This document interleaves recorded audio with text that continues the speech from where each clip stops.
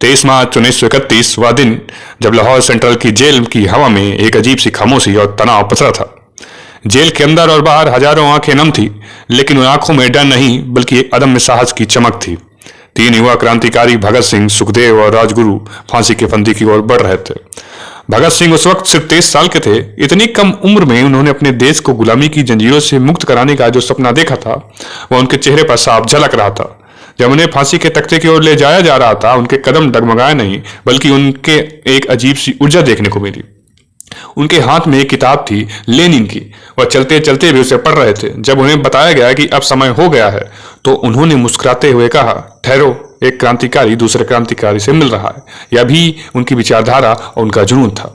Jail के एक अधिकारी जब उन्होंने इस दृश्य को करीब से देखा था, बाद में अपनी यादों में लिखते हैं कि उन तीनों की आंखों में मौत का खौफ नहीं बल्कि देश के लिए कुछ कर गुजरने का फक्र था। जब तीनों को फांदे के पास लाया गया तो उन्होंने आखिरी बार एक दूसरे को देखा। वह क्षण ऐसा था मानो इतिहास ने कुछ पलों के लिए सांसें रोक ली हों। उन्होंने एक साथ अपने प्रिय गीत मेरे रंग दे बसंती चोला को गाना शुरू किया। हर शब्द में दर्द नहीं बल्कि एक ज्वाला थी। जब जल्लाद ने फंदा उनके गले में डाला, तब भी उनके होंठ हिल रहे थे। इंकलाब जिंदाबाद और साम्राज्यवाद का नासो के बाद नारे हवा में गूंज उठे। जैसे ही लीवर खींचा गया, एक चीर शांति छा गई।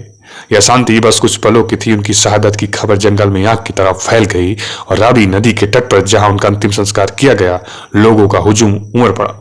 भगत सिंह की यह कहानी हमें सिर्फ आजादी की कीमत नहीं बताती बल्कि यह भी बताती है कि कुछ आदर्शों के लिए जान देना डर के जीने से कहीं बेहतर है।